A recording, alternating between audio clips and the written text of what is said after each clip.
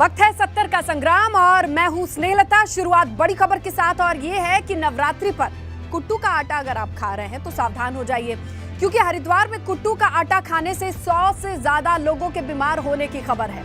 इन सभी को food poisoning की शिकायत बताई गई।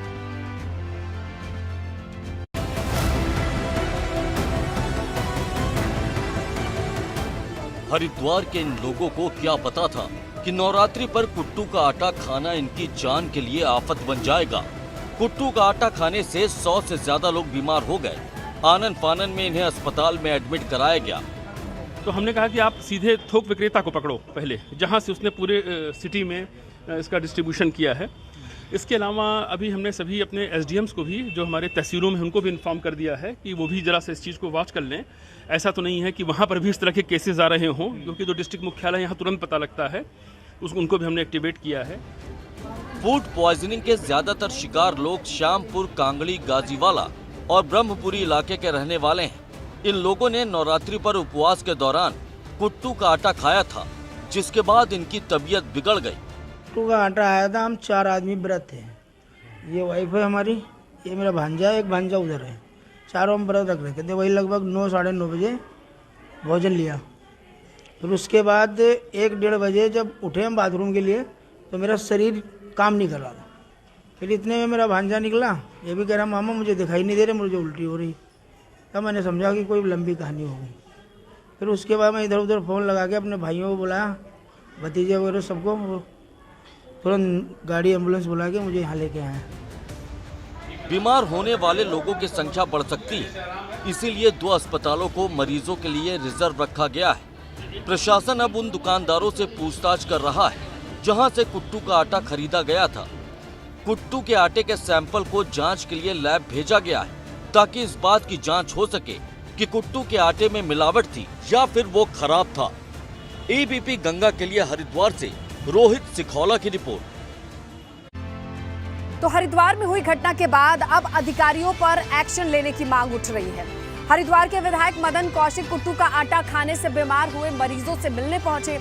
इसके साथ ही साधु संत भी कुट्टू का आटा खाने से बीमार हुए मरीजों से बातचीत करते नजर आए। साधु संतों ने तो इसे साजिश तक करार दिया है। उधर कांग्रेस कह रही है कि मामले को सदन में उठा चुके हैं, फिर भी अधिकारी सुधरने का नाम नहीं ले रहे। कुट्टू खाने के कारण फूड पॉइजनिंग हुई। आज यहाँ हॉस्पिटल में काफ़ी संख्या में लोग आए और एक अच्छे से सबका इलाज प्रारंभ हो गया है। मैं सबसे मिला हूँ, भगवान का आशीर्वाद है। सभी लोग स्वास्थ्य की तरफ, अच्छे स्वास्थ्य की तरफ बढ़ रहे हैं और डॉक्टर भी पूरी केयर कर रहे हैं। तो मैं समझता हूँ कि जल्दी 2-3 घंटे में सब ठीक हो। पिछली बार ये घटना कुट्टू को लेकर के हो चुकी थी, तो आप क्यों नहीं सतर्क थे? इसलिए मेरी मांग है शासन से, पुष्कर सिंह धामी से, कि तत्काल ये जो फूड इंस्पेक्टर्स हैं और जिला खाद्य अधिकारी हैं, इनको तत्काल बर्खास्त करिए। और जब तक ये बर्खास्त होंगे नहीं, जेल नहीं भेजे जाएंगे, तब तक ये सिस्टम सुधरने वाला नहीं है। ये किसी व्यक्ति ने और किसी जलने वाले व्यक्ति ने गहरी साजिश रची है हिंदुओं को का कत्ल करने के लिए। यह हो सकता है कि कोई बड़ी आतंकवादी साजिश हो, इस्लामिक साजिश हो। सदन में भी जब हमारी खाद्य मंत्री बोल रही थी, वो सारे सब तथ्य बता रही थी अपने खाद्य से रिलेटेड फूड को लेके, तो हमने, हमारे एक माननीय सदस्य ने वहाँ पे ये बात रखी थी कि नवरात्रि आने वाले हैं और कुट्टू पॉइजनिंग के मामले बड़े आते हैं, ये देख लेना। ये पक्का 110% शायद उसमें रिकॉर्ड में भी आ जाएगा, बोल रहे थे हमारे एक सदस्य। मोर देन 100 आ रहे हैं और पूरे जिले में ही आ रहे हैं। अभी इधर हरिद्वार ग्रामीण की तरफ भी कुछ केसेस आ रहे हैं, कुछ भूमानंद में भी है। तो ये जाहिर सी बात है, लोगों की जान के साथ खिलवाड़ हुआ है और जो अधिकारी ने इसमें लापरवाही बरती है और जो अपने व्यापारी जो भी हैं, उन पर कड़ी कार्रवाई होनी। नवरात्र के व्रत में सबसे ज्यादा कुट्टू का आटा खाया जाता है। कुट्टू के आटे से व्रत में खाने की पूड़ियां बनाई जाती हैं, पराठे, पकौड़े, चीले बना करके लोग खाते हैं। लेकिन क्या आप जानते हैं कि व्रत में कुट्टू का आटा आखिर खाया क्यों जाता है और ये कहां से आता है, किससे बनता है? तो देखिए, व्रत में अन्न तो नहीं खाया जाता, इसीलिए लोग कुट्टू के आटे से बनने वाले व्यंजन खाते हैं। कुट्टू को अंग्रेजी में बकव्हीट कहा जाता है। इसका किसी तरीके के अनाज से कोई संबंध नहीं है। बकव्हीट पौधा लगाने वाले फलों को पीस करके आटा ये तैयार किया जाता है। बकव्हीट यानी कुट्टू का आटा कहा जाता है इसे। भारत में ये बहुत कम ही जगहों पर उगाया जाता है। बेसिकली हिमालय के हिस्सों में, जैसे जम्मू कश्मीर, हिमाचल, उत्तराखंड और दक्षिण के नीलगिरी में और नॉर्थ ईस्ट के कुछ राज्यों में ये उगाया जाता है।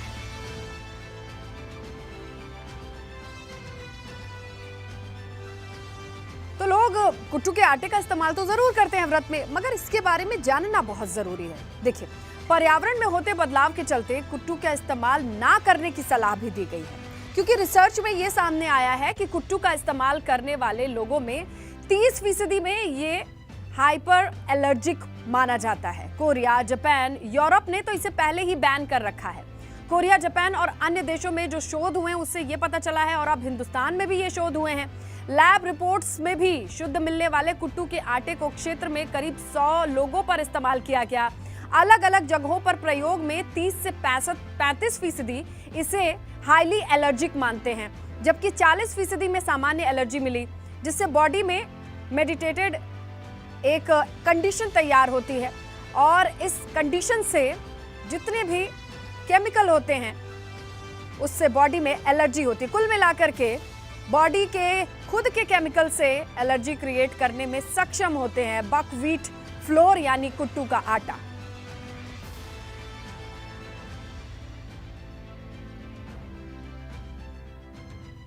अब ये सवाल बड़ा है कि अगर कुट्टू का आटा नहीं खाए तो खाए क्या? किया जा सकता है, क्योंकि 9 दिन तक का ये उपवास है।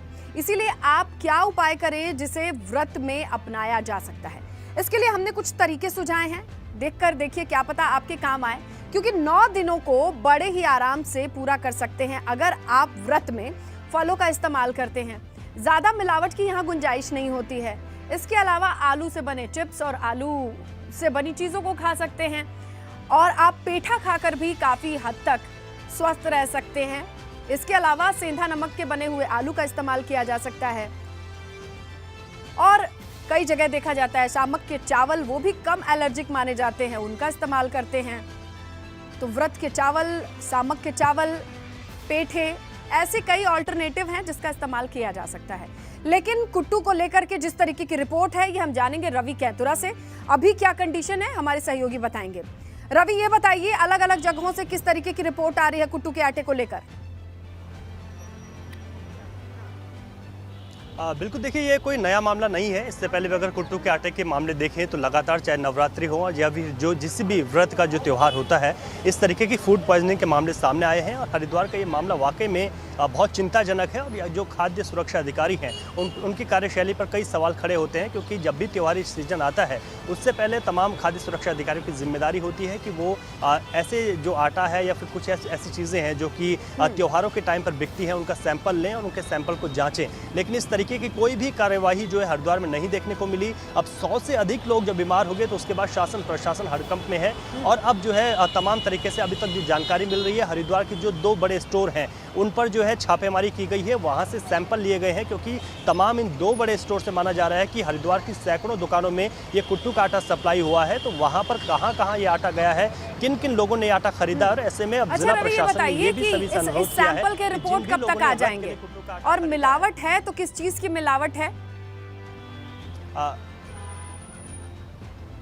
बिल्कुल, देखिए, क्योंकि सैंपल लिए गए हैं उसमें किस चीज़ की मिलावट है, क्या ये एक्सपायरी है या फिर कोई ऐसी चीज़ है जो कि इसमें मिली हुई है जिस वजह से तबीयत ख़राब हुई है, ये तमाम चीज़ें जो है जब रिपोर्ट आएगी वो स्पष्ट हो पाएगी। लेकिन जल्द ही इस रिपोर्ट को आना है। ऐसे में जिलाधिकारी ने तमाम लोगों से निवेदन किया है कि जो भी लोग कुट्टू का आटा उन्होंने कहीं से भी ख़रीदा है वो इसको ना खाएँ। और हम भी यही कह रहे हैं कि जो भी लोग, चाहे हरिद्वार हो या कोई भी ज़िला हो, जहाँ पर लोगों ने कुट्टू का आटा ख़रीदा है वो उस आटे का प्रयोग ना करें, क्योंकि इस तरीके की घटनाएँ अक्सर इस त्योहारी सीजन में सामने आती हैं, और जो खाद्य सुरक्षा अधिकारी होते हैं वो अपनी जिम्मेदारी निभाते हुए नजर नहीं आते हैं। बड़ी इनकी कार्यशैली पर ये सवाल है, और लगातार यहाँ पर लोगों को ही घटनाएं हुई हैं, आगे आना होगा और जिम्मेदारी लेनी होगी। शुक्रिया रवि तमाम जानकारी के लिए। तो देखिए, रुड़की से भी जो खबर है वो भी आप तक पहुंचाएं।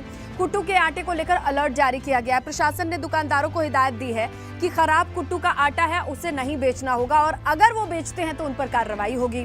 डीएम के आदेश के बाद ये निर्देश जारी किया गया है, और अब इसे सर्कुलेट किया जा रहा है कि अगर कुट्टू के आटे में परेशानी है, कोई प्रॉब्लम है और फिर भी आप इसे बेच रहे हैं तो आपके खिलाफ कार्रवाई की जाएगी। किसी भी तरीके की मिलावट या एक्सपायरी क्रॉस कुट्टू का आटा आप नहीं बेच सकते हैं। डीएम ने सख्त निर्देश दिए हैं, क्योंकि फूड पॉइजनिंग जैसी स्थिति मिलने पर कड़ा एक्शन लिया जाएगा, ये स्पष्ट किया गया है। तो देखिए रुड़की में भी ये सर्कुलेट किया गया है इस अलर्ट को कि कुट्टू का आटा बेचने वाले तमाम दुकानदार इस वक्त सतर्क रहें। अगर क्वालिटी में कॉम्प्रोमाइज किया गया है तो उनके खिलाफ कार्रवाई की जाएगी। इसमें कोई हिदायत नहीं बरती जाएगी। डीएम ने ये निर्देश दे दिए हैं।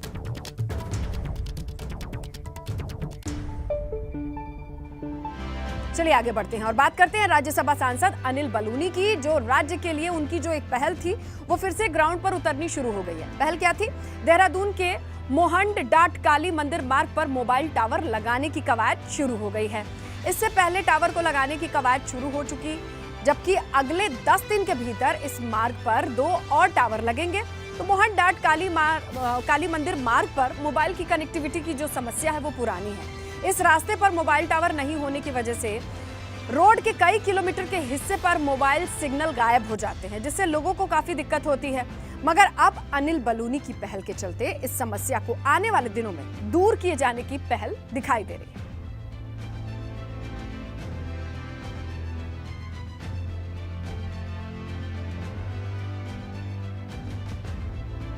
और देखिए बढ़ती महंगाई को लेकर कांग्रेस फिर से सड़क पर उतर आई है। देहरादून में कांग्रेस कार्यकर्ताओं ने धरना दिया है और कहते हैं कि भाजपा ने चुनाव जीतने के बाद लोगों को महंगाई का तोहफा दिया है।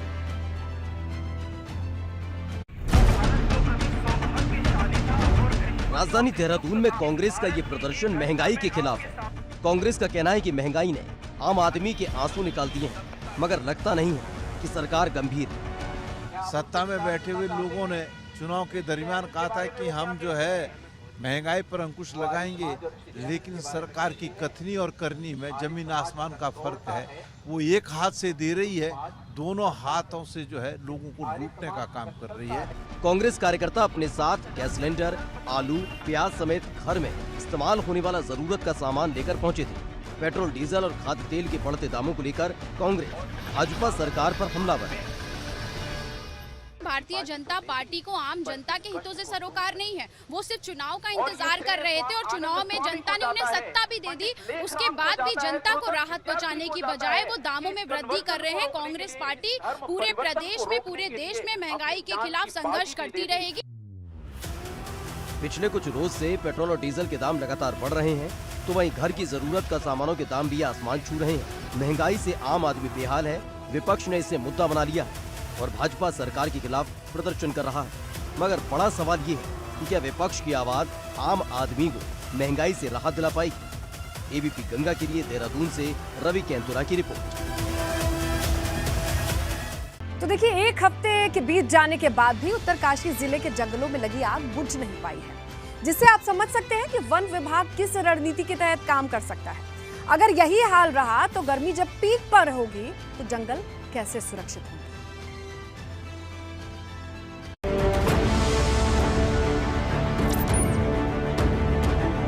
उत्तरकाशी के जंगल में लगी आग तेजी से बढ़ रही है। जंगल में आग ने तांडव मचा दिया है। सेम मुखेम रेंज के जंगल में पिछले एक हफ्ते से आग ने तांडव मचा रखा है। आग के तांडव को इन 2 तस्वीरों से समझिए। पहली तस्वीर दिन के समय की है। देखिए जंगल के कितने बड़े हिस्से में आग लगी हुई है।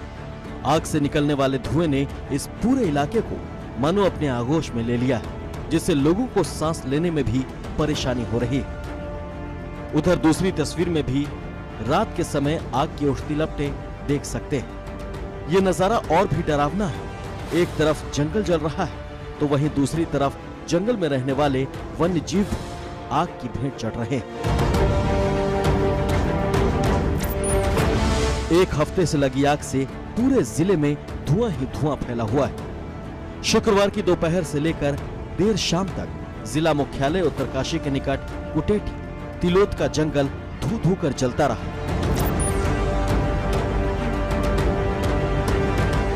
लेकिन आग पर काबू पाने के लिए वन विभाग ने कोई कारगर कदम नहीं उठाया, जिसकी वजह से जिला मुख्यालय में भी जंगलों की आग से धुआं ही धुआं फैल गया है।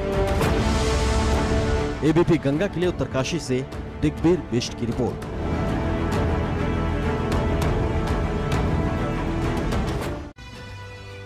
उधर बड़कोट के जंगलों में भी आग लगी हुई है। यमुना घाटी के अपर यमुना वन प्रभाग के जंगलों में आग लगी हुई है। और घाटी के राडी क्षेत्र में भी जंगल की आग से चारों तरफ धुआं ही धुआं नजर आ रहा है। रवाई रेंज के राडी घाटी में जंगल की आग कैसी धधक रही है, देख सकते हैं आप तस्वीरें।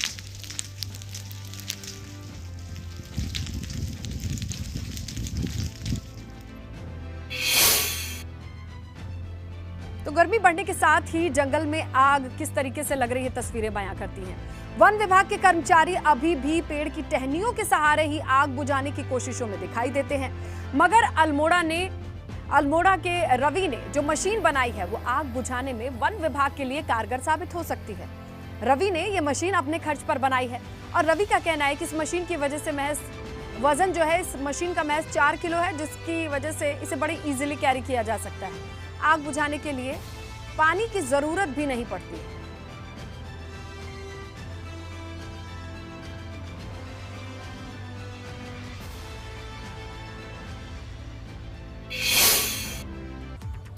विधानसभा अध्यक्ष रितु खंडूरी अपने विधानसभा क्षेत्र कोटद्वार के दौरे पर हैं। इस दौरान रितु खंडूरी कड़ियाश्रम पहुंची और कहा कि कंडावश्रम का इतिहास काफी पुराना है, इसीलिए उनकी कोशिश रहेगी कि इसे राष्ट्रीय धरोहर के रूप में मानचित्र पर स्थापित किया जाए। और इसी के पहल के लिए वो लोगों के बीच पहुंची अपने विधानसभा क्षेत्र में जब मौजूद थी।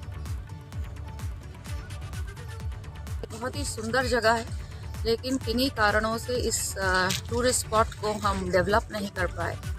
प्रधानमंत्री जी की भी जो स्वच्छ आइकॉनिक लिस्ट है उसमें भी ये शायद नंबर 30 पर है, लेकिन हम इसको बहुत ज़्यादा डेवलप नहीं कर पाए। तो इस वक्त मैं आई थी देखने के लिए कि कर्णाश्रम की क्या स्थिति है और इसको हम मानचित्र पर, भारत के मानचित्र पर किस तरह ला सकते हैं। समिति के साथ मेरी अभी चर्चा हुई है और जल्द ही हम लोग इस पर काम करेंगे। मसूरी मॉल रोड के सौंदर्यीकरण के लिए करीब 3 करोड़ रुपए खर्च किए जाएंगे और मॉल रोड पर्यटन के लिहाज से काफी अहम हम जानते हैं, इसीलिए सौंदर्यीकरण का काम किया जा रहा है। मॉल रोड पर रेलिंग, स्ट्रीट लाइट्स के साथ दूसरे काम भी किए जाने हैं। तत्काल इसका एक कार्य योजना बनाकर 1 सप्ताह के भीतर या 2 सप्ताह के भीतर हम कार्य शुरू करने वाले हैं और मसूरी की भव्यता को देखते हुए बहुत ही खूबसूरत ढंग से मसूरी को सजाया जाएगा और इसका देखरेख टोटल लीजिए। टिहरी में सुरकुट पर्वत पर स्थित सिद्धपीठ सुरकंडा देवी के लिए देखा जाता है कि भक्तों की भीड़ वहां देखने मिलती है, लेकिन अब अच्छी खबर आई है। खबर यह है कि मंदिर के लिए जल्द ही रोपवे शुरू किया जा रहा है। इंजीनियर्स ने रोपवे की तकनीकी तौर पर निरीक्षण के बाद इसका खाका बनाने का काम शुरू किया है। हालांकि रोपवे को सभी मानकों पर खरा पाया गया है। प्रशासन की तरफ से हरी झंडी मिलते ही रोपवे शुरू भी कर दिया जाएगा। इसके शुरू होने से भक्त कद्दूखाल से 5 मिनट में सफर तय करके मंदिर तक पहुंच पाएंगे, जबकि अभी श्रद्धालुओं को 1.5 किलोमीटर तक की चढ़ाई चढ़नी पड़ती है। सुरकंडा रोपवे का जो काम चल रहा था 2015 से काम चल रहा है और इसका लोगों को भी काफ़ी इंतजार था, तो ये इसका काम लगभग पूरा हो चुका है और जल्दी ही उम्मीद करते हैं कि ये जल्दी स्टार्ट हो जाएगा और जो यहाँ पे आने वाले पर्यटक हैं और या जो यहाँ की आम जनता है उनको इसकी सुविधा का लाभ मिल रहा है। उत्तराखंड में पीसीएस प्री एग्जाम्स कंप्लीट हो गए हैं और प्रदेश के 26 शहरों में 680 केंद्रों पर परीक्षाएं करवाई गई। 318 पदों पर उत्तराखंड लोक सेवा आयोग परीक्षा करवा रहा है। पंजीकरण के हिसाब से देखा जाए तो एक पद के सापेक्ष 807 परीक्षार्थी परीक्षा दे रहे हैं। सबसे ज्यादा परीक्षार्थी देहरादून जिले से हैं। तो देखिए 318 पदों के लिए प्री एग्जाम कंप्लीट हुआ है पीसीएस प्री उत्तराखंड के, और देखा जाए तो हर एक पोस्ट के लिए लगभग 806 कैंडिडेट्स ने अप्लाई करके ये परीक्षा लिखी है।